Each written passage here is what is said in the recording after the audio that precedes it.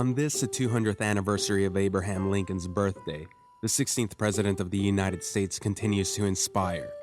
None more so than recently inaugurated President Barack Obama, who frequently invokes his memory. When Obama announced his presidential candidacy, he chose to do it in Springfield, Illinois, on the steps of the old Capitol, where Lincoln was a legislator. At his inauguration, Obama took the oath on the same Bible Lincoln used for his swearing-in 1861. I, Barack Hussein Obama, do solemnly swear. Even the menu at Obama's inaugural luncheon included foods that Lincoln enjoyed, like pheasant and seafood stew. Obama's homage to Lincoln is the latest in a long list of tributes. Past presidents, authors, and activists have honored and evoked the spirit of the nation's great emancipator. But coming from the country's first African-American president, that kinship takes a more poignant tone, highlighting the overarching principle Lincoln stood for: unity. Their skin color may differ, but their candidness in addressing racial injustice bears resemblance. Before becoming president, both Lincoln and Obama delivered unusually blunt speeches that confronted the nation's murky racial past. In his House Divided speech, Lincoln warned, "A house divided against itself cannot stand. I believe this government cannot endure permanently half slave and half free." Almost a century and a half later, Obama addressed what he called the complexities of race in this country.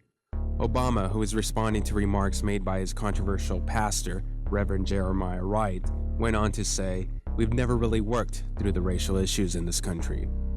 Though their views on race overlapped, their schooling couldn't be more different. Lincoln received almost no formal education in his entire life. Obama, on the other hand, was educated at Columbia University and Harvard Law. Still, Lincoln overcame his educational shortcomings and became a member of Congress for the state of Illinois, as did Obama. But their congressional stints weren't good enough for some people, who considered them too inexperienced to become president. Both were considered long shots for their party's nomination. In the Illinois legislature, Lincoln supported government-sponsored internal improvements, canal building, and river commerce.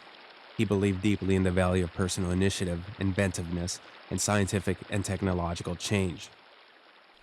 During Obama's campaign, he tried to emulate this side of Lincoln by focusing on technological advancement and digital innovation. He also promised to revamp the country's infrastructure and establish new methods of alternative energy. It's a formidable task given the country's economic crisis and ongoing wars. Obama, like Lincoln, entered office during a time of great upheaval and greater uncertainty. Today, the political landscape is characterized by red and blue states. Back in 1860, the division was between free and slave states. The rift and the ensuing Civil War helped shape Lincoln's legacy as a unifier. Although historians have debated aspects of Lincoln's presidency, his legacy still looms large. By emulating Lincoln in such a conscious way, Obama, who visited the Lincoln Memorial a few days before taking office, has set the bar high for a presidency that is dealing with urgent economic and foreign policy challenges.